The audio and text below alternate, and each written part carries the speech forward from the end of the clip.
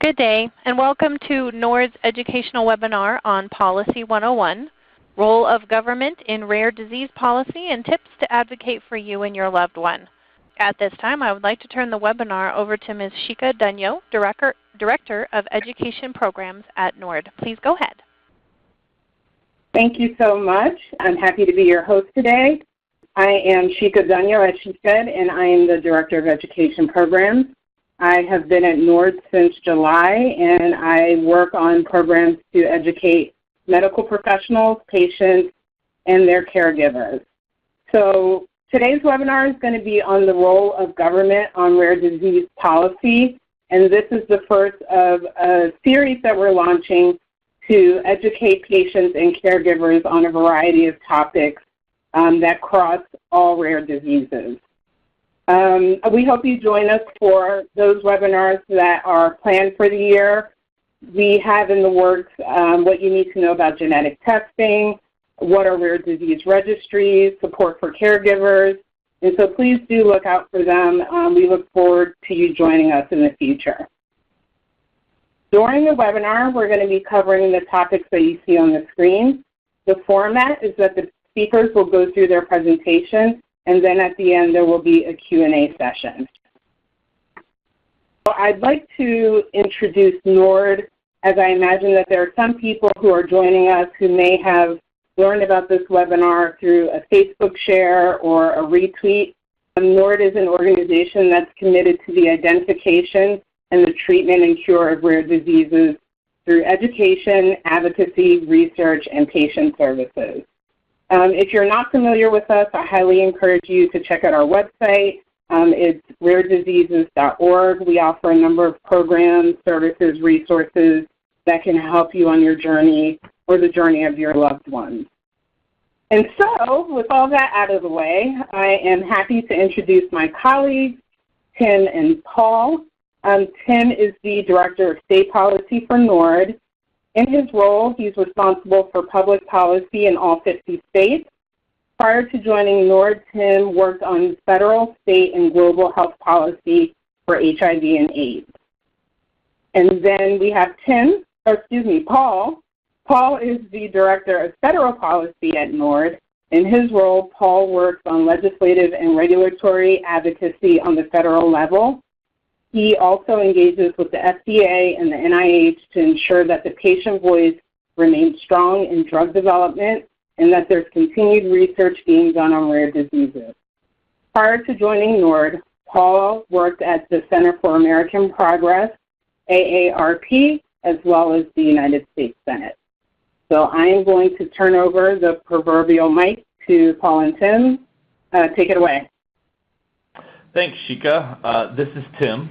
So jumping right into it, you may be asking yourself, why do we have an Obamacare logo on this slide? I'm going to get to that in a second. But really the purpose today is to talk about the ways in which federal policy, state policy, and even local policy intersect.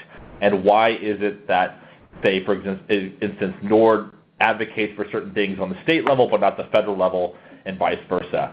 And a great example of that is, kind of as a starting out point, the issue of Obamacare, the Affordable Care Act. So as hopefully all of you know, or many of you know, the Affordable Care Act, Obamacare, has been quite controversial. We went through a point about 5 years ago where there was a big push to implement it, and many states were opposed the implementation of Obamacare and were quite successful at it. And now we're in a period where the federal government under the Trump administration is trying to repeal Obamacare, and many states are opposed to that, and so the administration is having quite a lot of difficulty with it. And I think this issue in general, the health insurance reform that Obamacare tried to implement, the Affordable Care Act tried to implement, was subject to a whole lot of different jurisdictions and power struggles and dynamics that exist between the different levels of government that affect kind of who does what type of policy. And so this presentation is really going to be an exploration of those issues. At first, a very high level, talking about the Constitution and kind of how it divides up powers within our government, and then boiling that all the way down to specific policies that affect the rare disease community and how that dynamic plays out within rare diseases. So to start off, we're going to talk really about the division of government powers in the Constitution. And for that, I'm going to throw it to my colleague, Paul Melmeyer, to kind of get us started. So we're going to go back to Political Science 101 here. We're going to start all the way back at the very end of the 18th century as the divisions of power for the federal, state, and local governments were first formed, and most notably, of course, within the U.S. Constitution. So for those of us who remember our civics from junior year back in high school, we remember that the enumerated powers within the Constitution had to be named specifically that were then held by the federal government. And this was in Article 1 for what Congress may or may not do, as well as the Bill of Rights. Now, what was most notable, perhaps, within the Bill of Rights was the 10th Amendment to the Constitution, or the 10th article within the Bill of Rights, reserved all powers that weren't specifically named within the Constitution to the states and to the people. The founders of the U.S. government at this time, the founding fathers, they really did want to form a system in which states actually held most of the power within legislating and within governing, and were only going to offer specific responsibilities to the federal government because of course, they just came off the horrible experience of King George in power. So with that in mind, they did their very best within the Constitution to offer the majority of the powers to the states. Now, there are some that are concurrent, that are shared between the state and federal government, and we'll get into a couple examples later on, especially in, as they affect those with rare diseases. But the U.S. Constitution isn't the only Constitution here, of course, that is impactful. Each state has its own Constitution that is approved by the U.S. federal government before the states entered into the Union, but all state laws must actually also comply with the state Constitution as well. So just a quick Venn diagram on the division of power, and now this isn't exhaustive. There are plenty of other policies that could kind of fall within each of these three buckets, but here on the left you see those powers that are generally only allowed to be handled by the federal government, those that are reserved to the states, and then those areas that are kind of overlapping. Over on the federal side, you see pretty much everything international related, so making treaties, declaring war, anything that really needs to be uniform across the entire United States, such as monetary policy or copyrights or interstate commerce, which we'll get into a little bit later on because it's particularly impactful in health policy and rare disease policy. Over on the state side, you see, mostly everything else, protecting the health and safety of the population, regulating local commerce, commerce that happens within the state, public school systems and education systems, as well as most professional licensing or other regulations for the practice of employment, essentially. But then there in the middle, you see taxation, judiciary is split between the federal and states, of course, enforcing laws are split between the states and the federal government, and that middle area there is where you hear a lot of that, a lot of those disagreements on the perspectives on who should be wielding power, whether it be the states or the federal government. So within this section, I think we kind of get really the tug and pull, or push and pull of health policy between the different wielders of this power. So we have state efforts to try to do things within their jurisdiction running up against federal efforts to do things within their jurisdiction. And we're going to kind of go through some of those in a moment. But one important thing to think about is that there are limits and exceptions to these division of powers. So states can pass laws that go above and beyond federal law.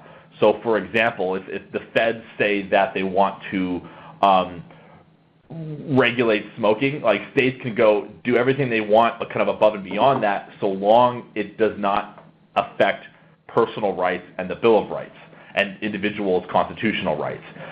That is, of course, there are instances where state power, governmental power, can overrule personal liberty. And on this slide are a couple quick examples of that. So, for example, everyone has the protection against an unreasonable search and seizure. That's a Fourth Amendment right.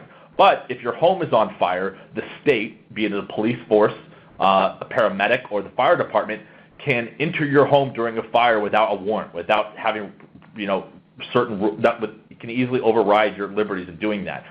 The inspection of restaurants for poison health code violations are another example of where the state can overrule liberties pertaining to search and seizure. And finally, states can quarantine highly infectious individuals, and we've seen through Supreme Court case law instances where there were disease outbreaks where the state itself, the government of a state, had the power to take an individual and quarantine them against their will when it was in order to protect the public good. So there are limits and exceptions. This is just a few that provide to these broad sweeping powers that exist at the state and federal level. But so now we're going to get into a little bit about how that general power dynamic impacts healthcare. And so a couple things to keep in mind when we talk about the impact of healthcare is that are certain things that states and their localities, because of the reserve powers of the Constitution, have sole responsibility for in regulating. So for example, states do most disease monitoring, including screening. Food safety, such as restaurant inspections, this is aside from FDA inspections, is entirely within the state purview. Many environmental hazards, vaccinations, quarantines, as I mentioned, the regulation of the medical profession, the regulation of insurance is almost entirely within the state purview, and certain alcohol and tobacco regulations, such as prohibitions on smoking in restaurants and things like that. Those are all state policies and things that states have jurisdiction over. The government, the federal government, Congress, the executive branch, the president, can influence state policies on these different issues, but it cannot coerce them to do this unduly. So, for example, there is actually no federal speed limit that is established and applies to all states. What the feds did as part of the funding of interstate commerce infrastructure is that it essentially told states, if you want funding to build your roads, to maintain your bridges, and things like that, then you have to adopt a certain speed limit. So states could have chosen to ignore that and have no speed limit, but they do it in order to get those federal funds. So federal spending power, we're going to talk a bit about financing in a bit.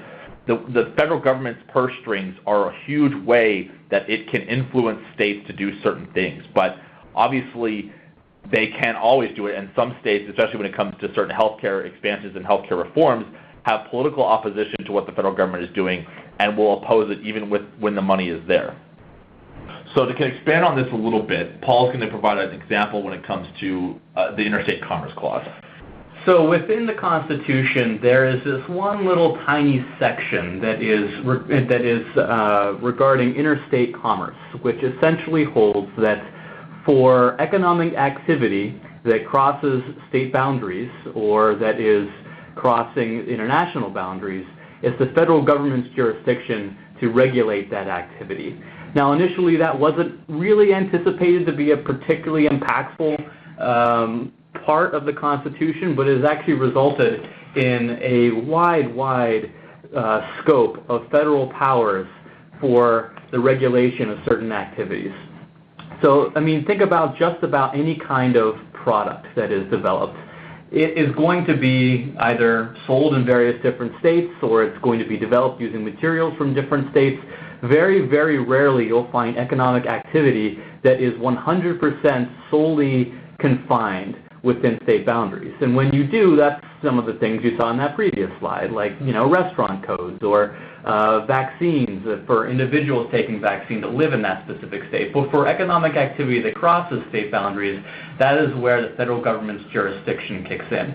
One notable example that is particularly important to the rare disease patient community is for the regulation of drugs, biologics, and medical devices.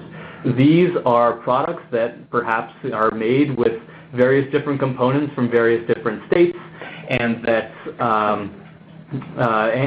of course are sold in various different states. They are administered across state lines. All things that the federal government has jurisdiction over because it will not be confined to a singular state. And of course, there are many, many other examples of this. Most economic activity, especially within manufacturing and various other product developments, will fall under the federal government's regulatory oversight. So because there are so many things that states have almost sole discretion over, such as this list that we presented, that means that a lot of healthcare policies are really dependent on the particular goals and objectives and politics of a state. So local political leadership, who your governor is, who makes up your state legislature, etc., has a huge impact on the different health care laws that state is going to pass. In addition, lawmakers within states have outsourced their authority to agencies within the state to enact these laws or to enact their goals. So, for example, lawmakers have empowered state insurance departments to do a lot of the work in terms of regulating individual insurance plans within the state. And one of the ways these state particular politics, these state particular goals and objectives manifest itself is that you see many states having very widely varying policies on the same core health issue. So one example of this is Medicaid expansion. So under the Affordable Care Act, all states were allowed to use federal funds to expand their Medicaid eligibility for their Medicaid programs. However, as you can see from this map, many states chose not to do that. So if you live in California and you make 130% of the federal poverty level, you are eligible for Medicaid. If you live in Texas and you have that same income, you are not. And that's really because Medicaid, especially the eligibility limits for Medicaid, are subject to states' own discretion over that program.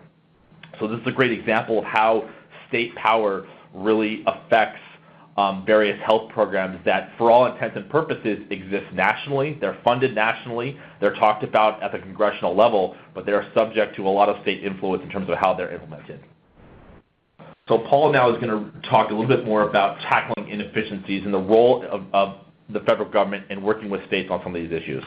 So there is one additional reason for why the federal government oftentimes will choose to get more involved in a certain policy space. And we'll again speak specifically within health policy, but that is to tackle or lower inefficiencies that would result from varying different policies or varying different programs across states. And here you see several notable examples. So, for example, the National Institutes of Health here in Washington, D.C., technically up in Bethesda, Maryland, appropriates about next year, maybe even $38 billion of research funding each year to either investigators within NIH or investigators all across the U.S. to research various different healthcare interventions. Now, this is a federal initiative. This is by no means influenced by the states.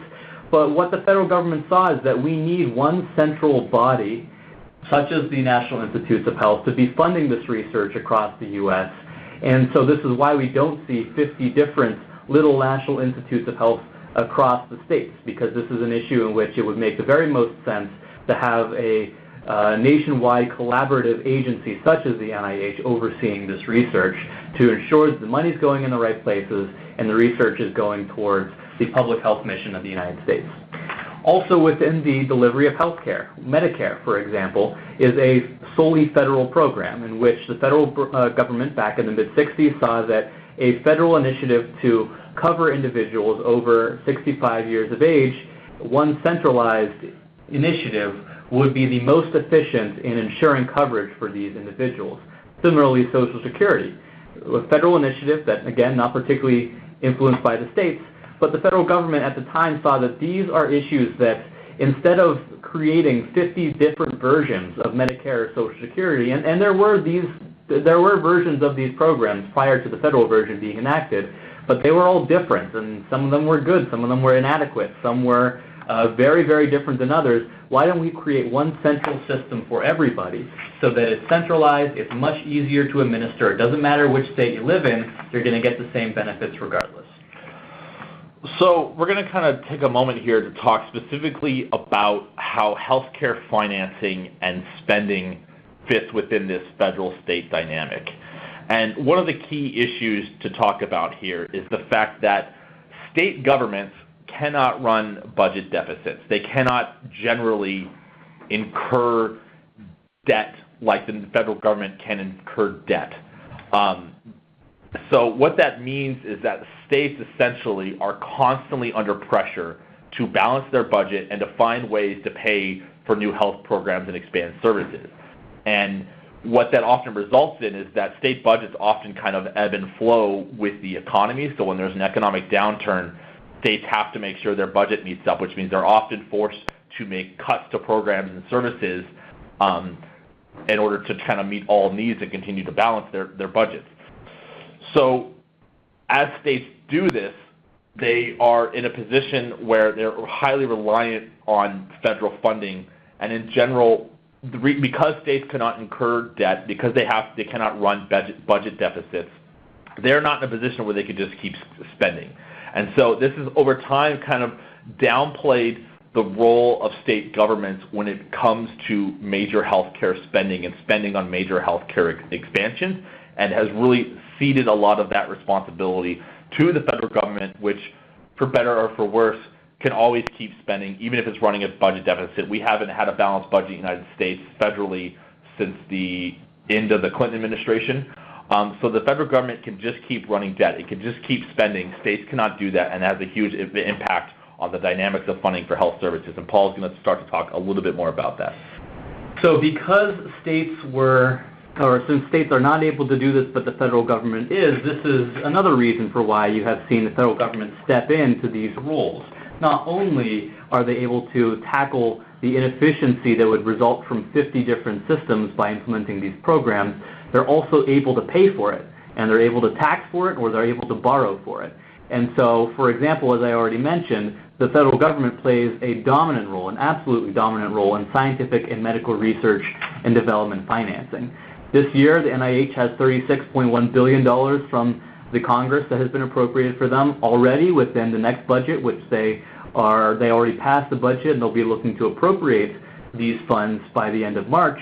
They're actually looking to increase this to $38.1 billion for fiscal year 2019. The feds also play an outsized role in health insurance and coverage financing. Medicare, for the most part, is 100% federally government funded. Now, this is not exactly true because, of course, as you all know, we all contribute to the Medicare program through payroll taxes, or if we are employed in Medicare Part D, the beneficiary will pay co-pays, or the plan will also pay some parts, as well as the pharmaceutical company. So it's not that straightforward, but for the most part, Medicare is a federally financed program. Medicaid, which is the program that Tim already was mentioning earlier, that covers individuals who are below certain levels of poverty or have certain eligibility requirements, such as having parents with children, or the kids themselves, or those who are disabled or are in assisted living facilities.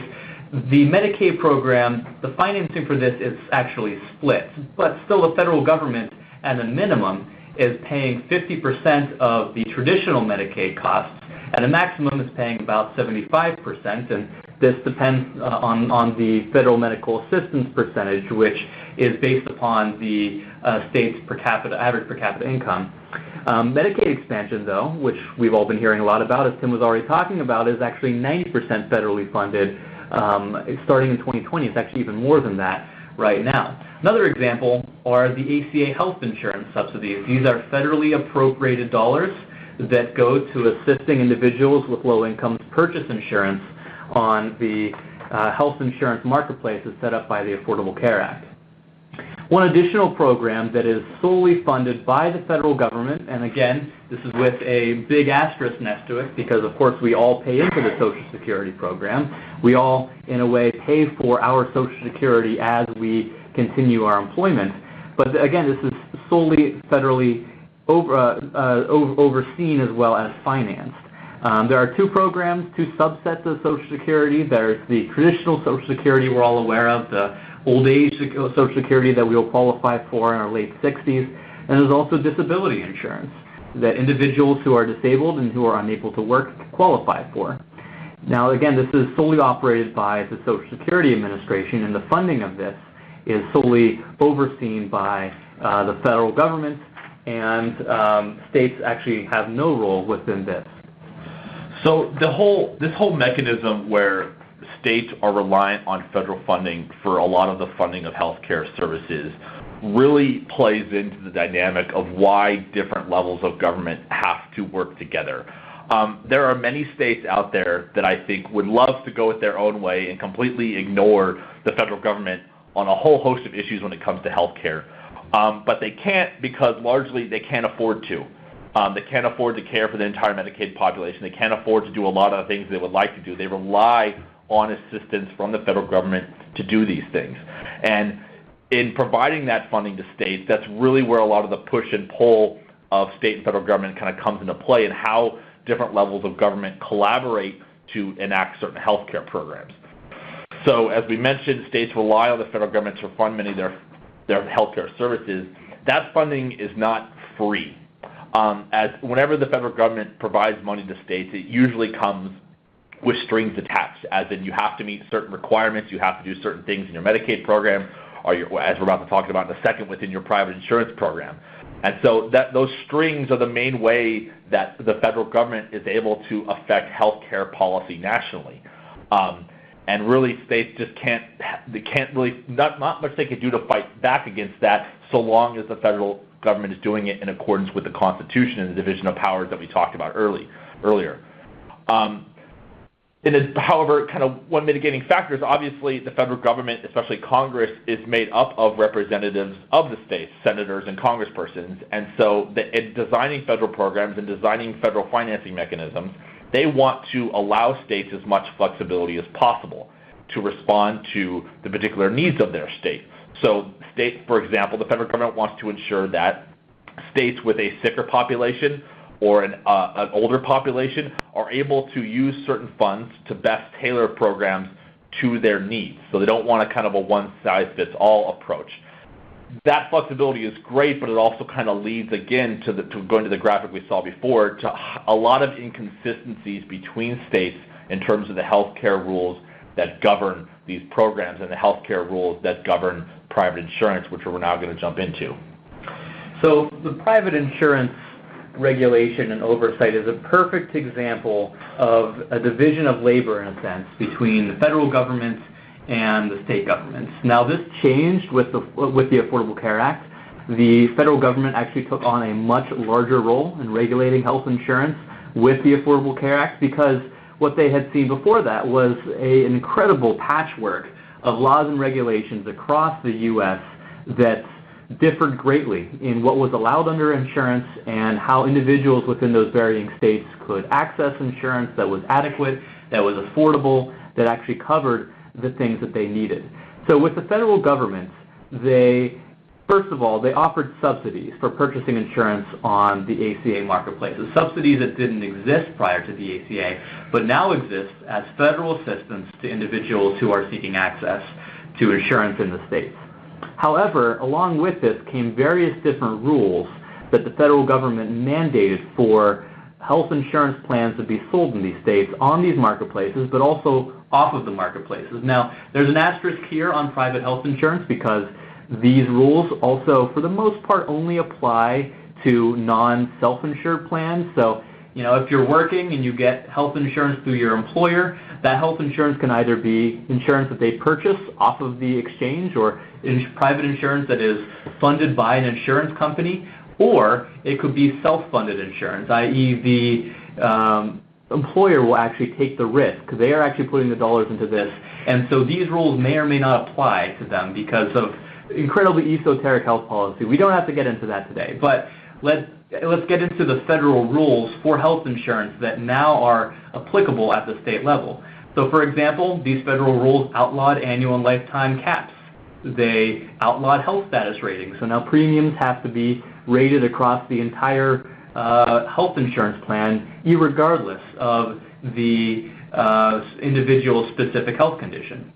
In addition, the federal government outlawed specific discrimination on benefit design, and they mandated that all individuals are offered health insurance, that all health insurance plans have a maximum out-of-pocket limit, and that certain essential health benefits in these 10 essential health benefit categories are included within health insurance sold at the state level. So when it comes to the states within this dynamic, in designing the ACA and planning for its implementation, the federal government gave a lot of authority to the states.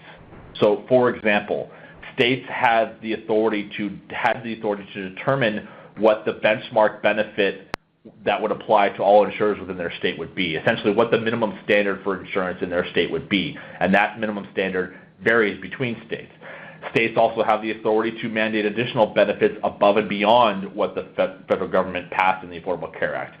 States are also the main regulatory mechanism, the main regulatory oversight of plans to ensure they are meeting requirements. Generally, the federal government is not necessarily involved in making sure every health plan in a state is meeting federal rules. That responsibility falls to the states. Also, many states operate their own individual marketplace for insurance, the so-called exchanges or marketplaces, or some of them have state-specific names like Cover California. Those are all run and operated at the state level, except for states that decided they don't want to do that at all, and they let the federal government handle it. And finally, states have several local and state resources to help consumers tackle issues with their coverage. So every state has a Department of Insurance, and that Department of Insurance is essentially responsible for responding to consumer complaints and helping ensure that consumers of insurance within their state are being served according to the rules.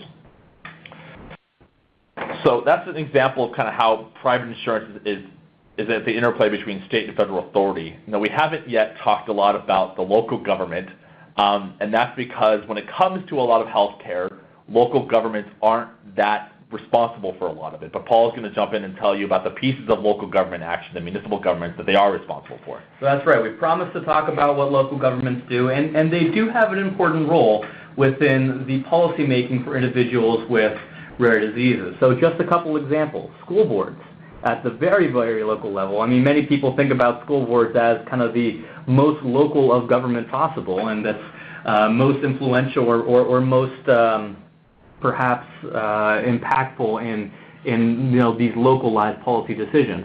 And they do have an effect on individuals with rare diseases, because as we all know, those who have rare diseases oftentimes have accompanying disabilities, and it's important for special education and special programming to be available for individuals within public schools, or that transportation and busing is available to individuals or kids with rare diseases.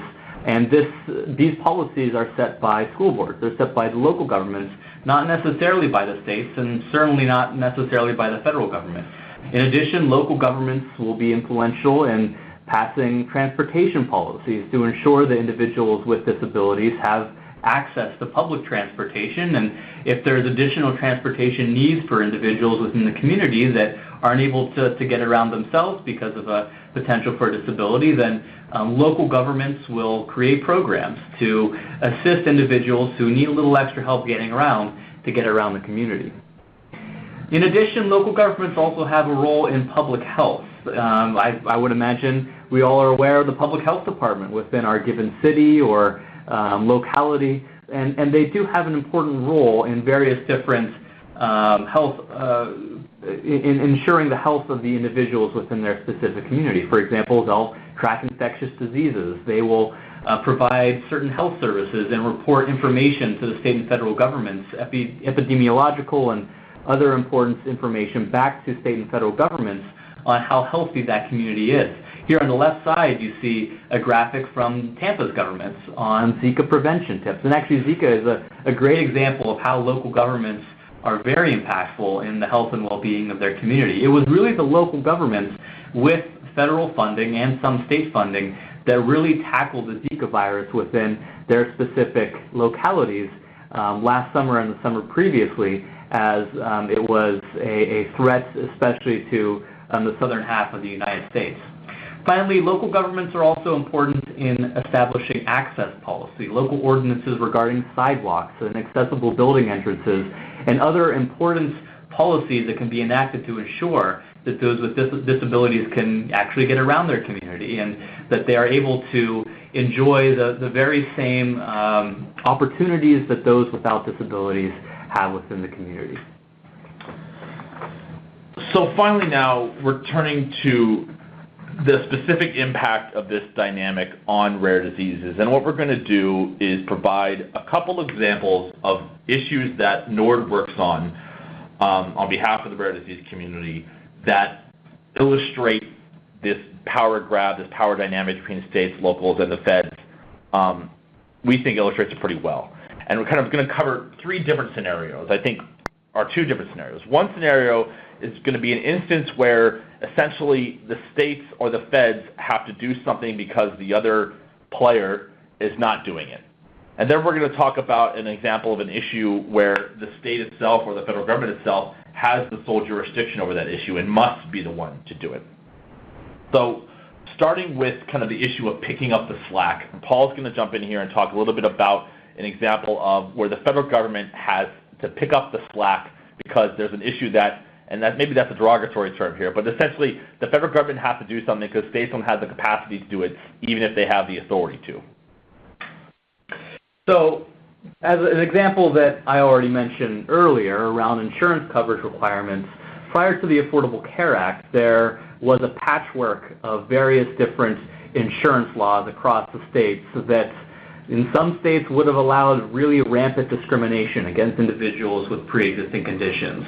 And the federal government and those who were in charge of the legislature and White House at the time felt that this was untenable, that we can't have situations in which individuals in one state, and if they cross the state boundary to the other, would have a completely different experience in what kind of quality insurance they could purchase. So they stepped in, and this was one of the main reasons behind the Affordable Care Act. Now, of course, there are other situations within insurance coverage requirements that are still very problematic. For example, around medical nutrition, which many individuals with rare diseases rely on. Currently, there is a patchwork of state laws. And so there is actually a coalition of patient organizations and doctors and others who don't want an individual's health to depend upon which state they live in, because one state would require their insurers to cover medical nutrition, whereas you go across the state boundary and that therapy is entirely inaccessible. So there are still many efforts going on in the federal level, including those around medical nutrition coverage, for trying to rectify different situations across different state lines, because many states are declining to address the situation themselves. So an example of where states have had to pick up something that the federal government did not specifically address, I want to look at cost-sharing protections. So under the Affordable Care Act, the federal government established broad rules or limits on how much insurance beneficiaries, patients, have to pay overall out of pocket for certain services. But it did not establish what these limits may be for specific products or medical services, such as prescription drugs. So what we have seen is, because the federal government doesn't have any rules generally protecting patients from, say, high out-of-pocket costs for prescription drugs, states have really had to step up to address this need. And we've seen that several states have instituted new rules that that cap the amount of co-insurance or co-payments that patients can be charged within their health plan. In addition, other states have now required new rules that say that insurers have to offer plans with a co-pay-only model for prescription drugs, as opposed to a co-insurance model where patients have to pay, say, 40% or 50% of the actual drug cost. So moving on to an issue where the jurisdiction for the public policy is solely within the purview of the state and the federal government, I'm going to start by talking one which is incredibly important to the rare disease community, which is newborn screening. So the federal government does not have the authority to mandate which diseases are screened at birth and to mandate everyone within a state to be screened when a child is born. That responsibility, that authority lies with the state. And so what that means is that states have to determine what their newborn screening programs look like. They have to determine which diseases they're going to be screening for, what the process is for that screening, which labs are used, etc. The federal government plays a huge role in supporting that by allowing funding for states to expand their screening programs. The federal government also supports it by developing recommendations for states. The Recommended Uniform Screening Panel is a list of disorders that the federal government believes that the testing and treatment for warrants screening at birth, but the implementation of that falls almost exclusively to the states, and they're the only ones that have the authority to mandate it. On the federal side of things, a similar situation is around the pharmaceutical and medical device oversight and regulation, of which I already mentioned a little bit earlier, but this falls again within the Interstate Commerce Clause, which then falls solely to the federal government. The states have virtually no influence on pharmaceutical or medical device regulation, and this is because we need that singular unified standards for the safety and effectiveness of drugs and devices. You wouldn't want to go to a doctor maybe 5 miles down the road in that other state and be told that you're getting a certain prescription or a certain drug that's completely different than the one that you're getting in your own state. That just wouldn't make any sense. You want the same drug to be offered across the varying different states across the entire United States. You also don't want something to be available in one state but not the other. That would create a whole huge patchwork of accessibility for varying different treatments, some which may be safe or may not be, as possible states may have different philosophies on what should be accessible and what should not for their specific communities. So it's just an example of, similar to the state's sole oversight of newborn screening, federal government has sole oversight of pharmaceutical and medical device regulation. So we're going to wrap up here today and have some time to get to some of the questions that have been posted by talking about two things. One, we're going to quickly overview some different policies that NORD is engaged on at the federal and state level, and then we're going to talk a bit about how you can get involved or how your organization can get involved. So Paul? So we've been talking a lot about the different roles overall that the state and federal and local governments have, as well as partially within health policy. Now let's talk about rare disease policy specifically. So within the research on rare diseases, so medical and scientific research on rare diseases, federal government again plays an outsized role, and this is through funding the NIH, and the NIH then funding universities and other entities to do this research. This involves actually conducting rare disease research themselves, as well as setting the patient protections and governance around individuals participating within research. Federal government also plays a large role in drug development, including setting incentives for developing orphan drugs and devices for those within the rare disease patient population. The FDA, a federal regulatory agency, will then review these therapies and then approve them. And then patients can get particularly involved within these opportunities at the federal level, which I'll go into here in a second. And then finally, the federal government also plays a big role in access to orphan therapies for the rare disease patient population, including setting these patient protections, which I discussed a bit earlier, including financing Medicaid with certain rules and limitations, as well as solely overseeing the Medicare program and the Social Security program, and then also funding states for certain newborn screening efforts while still leaving the discretion on how to oversee these newborn screening programs to the states.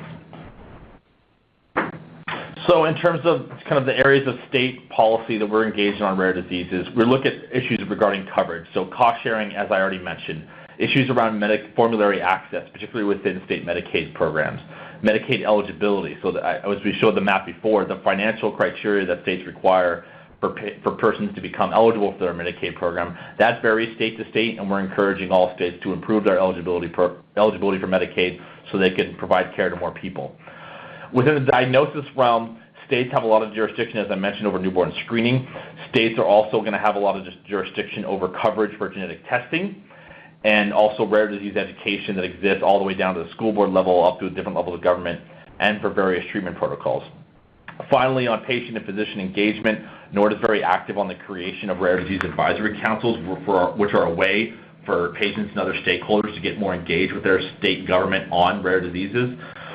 We're in concert with the Rare Disease Advisory Councils. We're also very concerned about drug utilization review boards. So we want to make sure that in states, in making decisions about which medications are covered and not, that they consult with rare disease experts and the patient community before making decisions that adversely affect certain patient populations.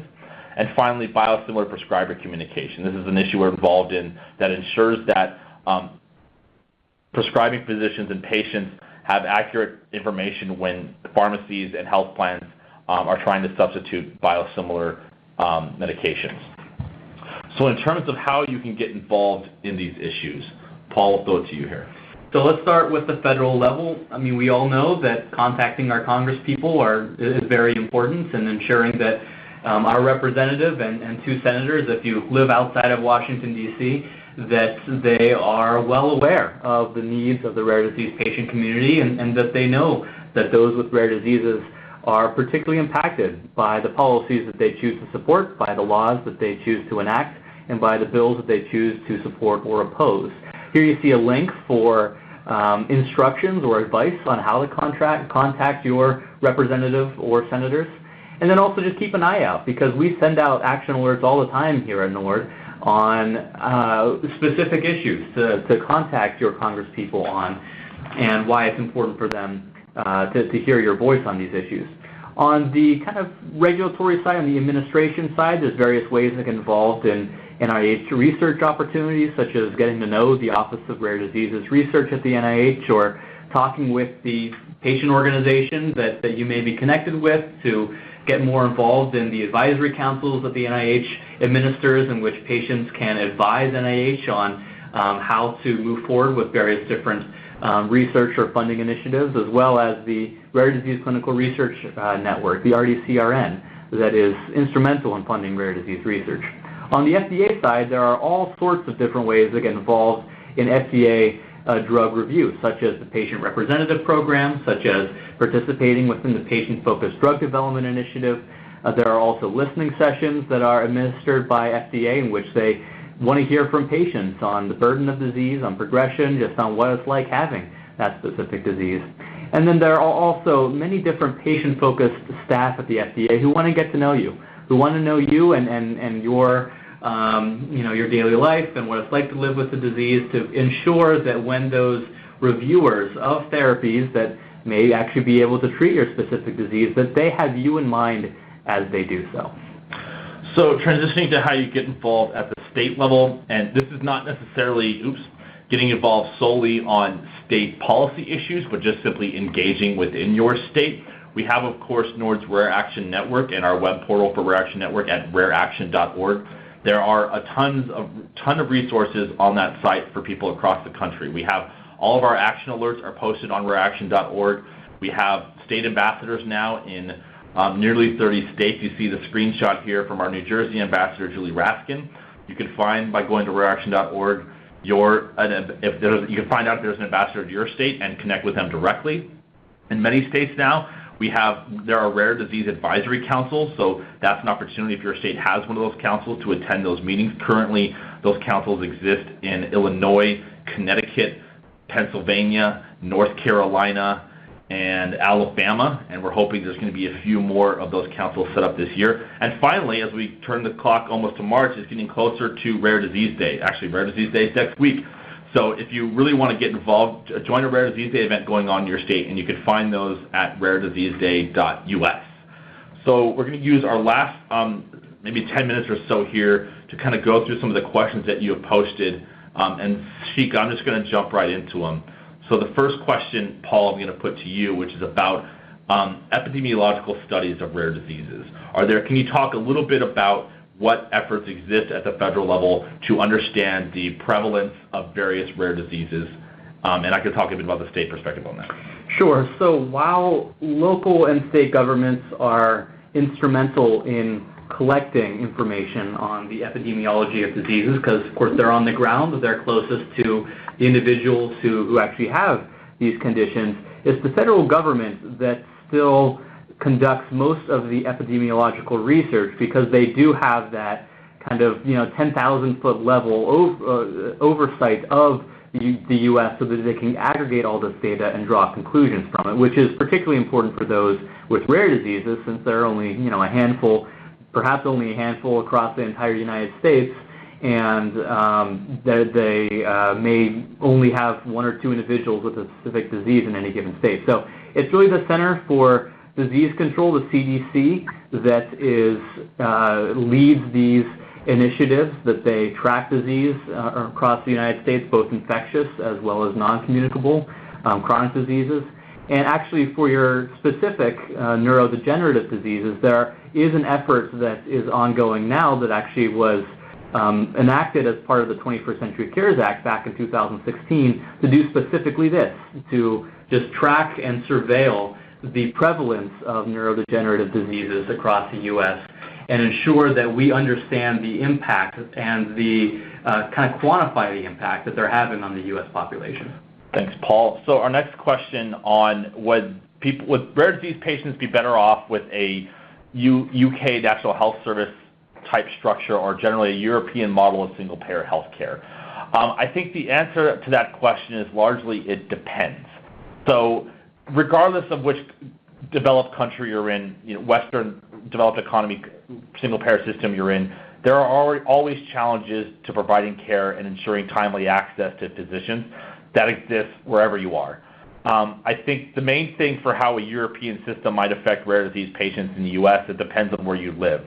So in many instances, in many states, programs for disabled persons, for chronically ill persons, are quite robust, and they do a good job of facilitating access to care and minimizing costs.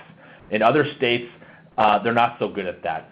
So if the U.S. were to adopt a single-payer type system, you may have a lot of people in certain states, say California or New York, who may find that their benefits are worse off. They're worse off with that structure, where you have other people in states that have less robust public systems are better off. So it really depends on where you live. I don't think necessarily personally that the solution to our problems here in the United States are to wholesalely adopt a European-style system. We have kind of very unique aspects to our governance, as we talked about in this presentation today, that affect what's possible here, and we may be in the short term better off of focusing on improving the programs that we already have that serve these communities. So next question is about how do you work with local schools to ensure there are adequate exceptions for children with rare diseases and not penalized for missing school at times.